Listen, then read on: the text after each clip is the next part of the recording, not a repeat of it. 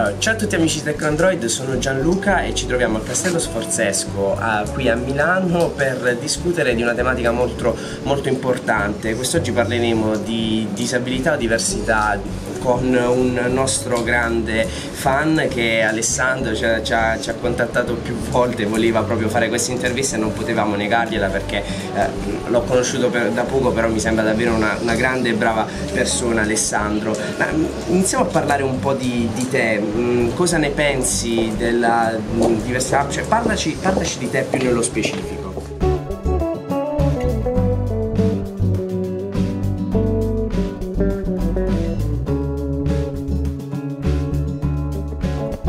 Sono emozionato, voglio ringraziare assolutamente Gianluca perché comunque non credevo che fosse possibile una cosa del genere, dipende appunto dall'umanità delle persone, quindi stavolta mi è andata bene, dai. Comunque io mi chiamo appunto Alessandro, ho 36 anni, nella vita di volontariato e la domanda. E ti piace, diciamo, ti piace la tecnologia, altrimenti non ci sei. Sì, esattamente, più che mi piace, diciamo, ho imparato ad utilizzarla come mezzo di comunicazione, dal momento che appunto essendo fisicamente disabile, non potendo guidare una macchina, spostarmi, se non con i mezzi ovviamente, ho pensato che questo era il modo per interfacciarmi con le persone, per parlare, per interagire, insomma. Bene, bene, dai, iniziamo a fare l'intervista, parliamo di alcune tematiche che ti sono molto a cuore, come sì, tu stesso ci hai detto. Sì. Allora iniziamo, anzitutto ti volevo fare una domanda un po' più generale, volevo dire, secondo te come è cambiata e come è variata secondo te la comunicazione e l'interazione tra le persone, tra gli individui dopo l'avvento tecnologico, dopo la Silicon Valley, dopo l'Amaco, ossia le aziende che sono Apple, Microsoft, Alphabet di Google, poi ci sta Cisco e Oracle, quindi le 5 aziende con maggior fatturato al mondo. Come queste aziende secondo te hanno aiutato o non hanno aiutato le persone disabili, diversamente abili o anche in generale le persone ad interfacciarsi tra di loro? Ma guarda, io credo che la tecnologia, l'evoluzione tecnologica siano sicuramente una gran cosa, poi certo ovvio ognuno deve anche saperle usare nel modo giusto, perché come si sa la medaglia ha sempre due facce. Come dicevo prima, io penso che sicuramente ha aiutato molto a livello di conoscenza, a conoscere, ecco, a portare proprio alla gente che non sa esattamente che cosa voglia dire, a un livello di conoscenza superiore. Bene, bene. Quindi pensi che attualmente con la tecnologia si viva meglio o peggio rispetto al passato? E se si vive peggio, secondo te, perché si vive peggio? Ma appunto, come dicevo prima, sicuramente è questione della medaglia che ha due facce, quindi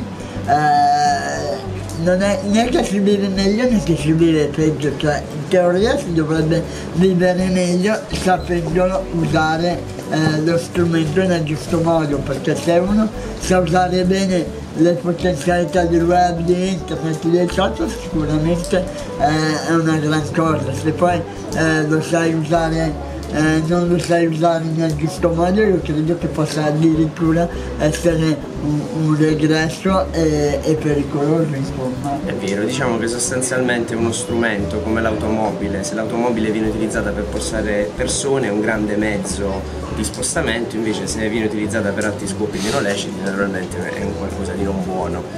E passiamo poi, secondo te, pensi che il web e più in generale la tecnologia possa aiutare le persone affette da disabilità o comunque persone diverse, diciamo, in qualche modo a migliorare il proprio stile di vita, ad appianare anche la diversità tra gli individui?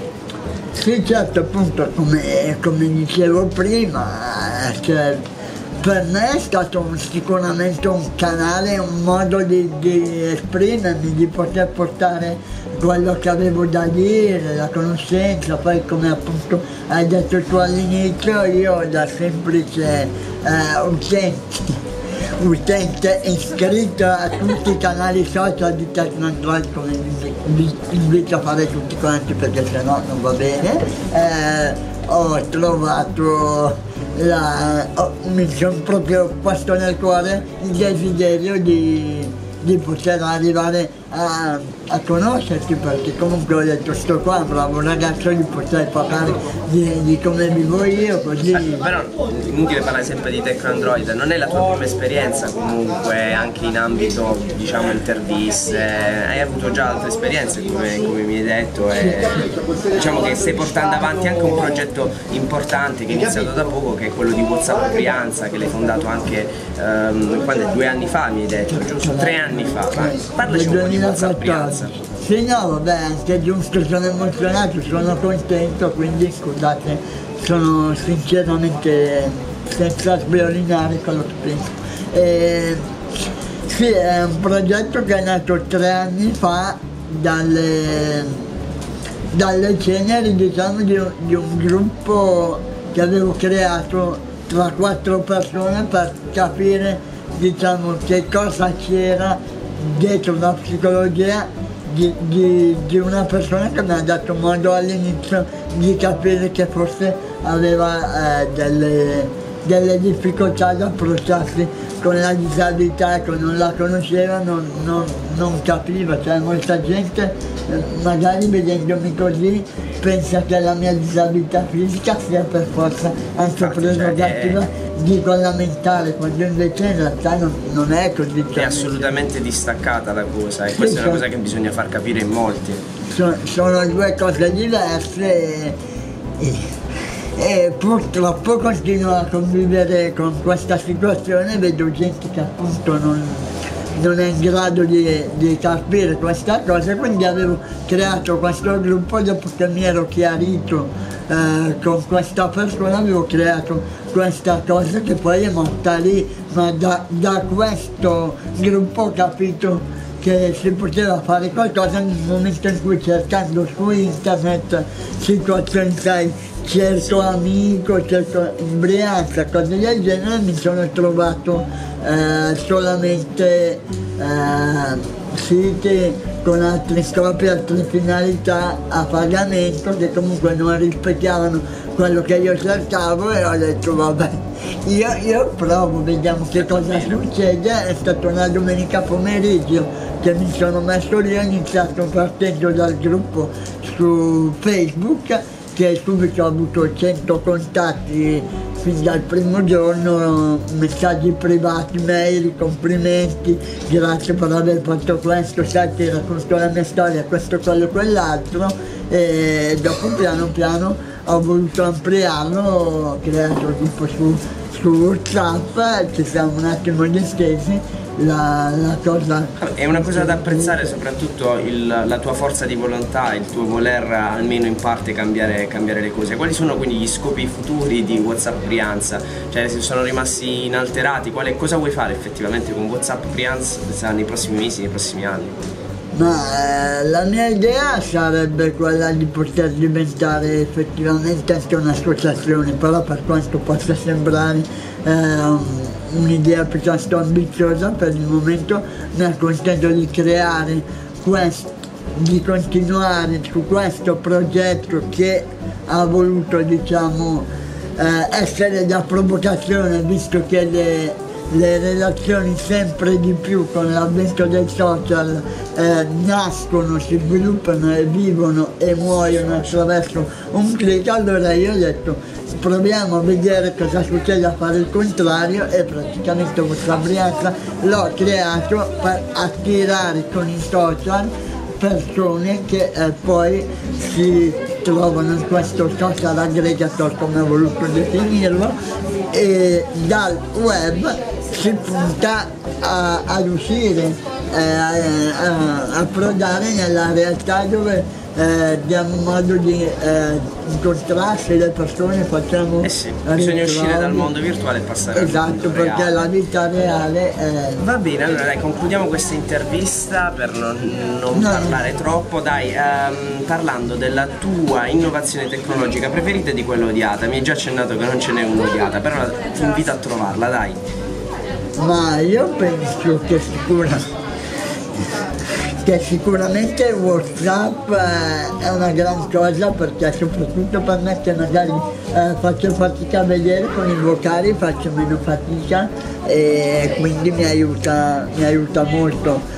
Mi ricordo molto nostalgicamente l'epoca di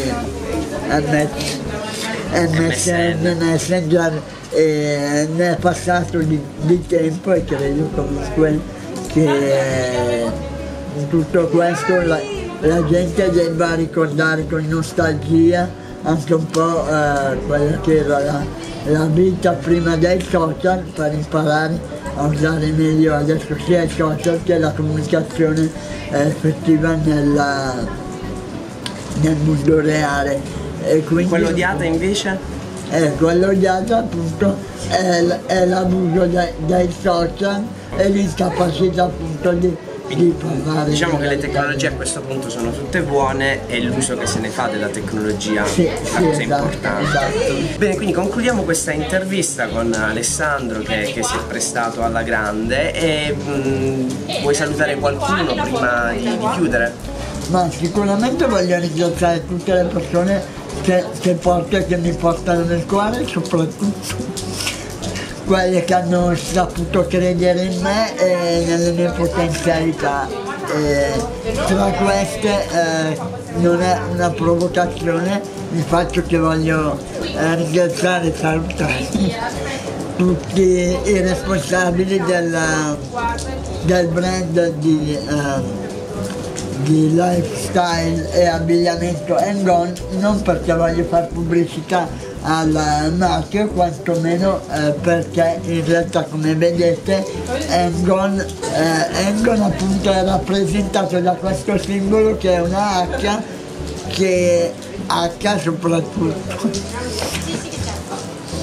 nel mio caso una parola che è stata usata per additare, ecco, detto in termini palesi, handicappato, ecco. E siccome la mia disabilità viene messa davanti a quello che in realtà io sono, cioè la mia persona, io credo che Gone in un certo senso riqualifichi nella mia vita il significato che posso dare a questa arte, trovandone quindi un motivo per andare avanti e non per essere schiacciato dalle mie difficoltà e diversità. E io vi saluto, vi invito nel caso a mettere mi piace, quindi continuare a seguire Alessandro sulla sua pagina Facebook che è Alessandro Villa Official, ma anche sul gruppo WhatsApp Brianza, sempre lo potete trovare su Facebook, iniziare a interagire anche con lui e parlare di queste tematiche che sono molto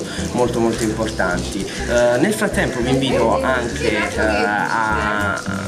a commentare se il video vi è piaciuto, a lasciare un like e ci vediamo al prossimo video. Ciao a tutti! Sì, ciao a tutti, e appunto come ha detto lui, se volete commentare poi ho l'account anche YouTube, vi posso rispondere anche lì se volete, anzi fatelo, che così almeno fate crescere un portale veramente bello, forte. Io non credevo fosse possibile e invece sono qui, quindi solamente per questo merita tante visualizzazioni tutto il canale, il sito, e mi raccomando scaricate da Google, Android e anche da Apple.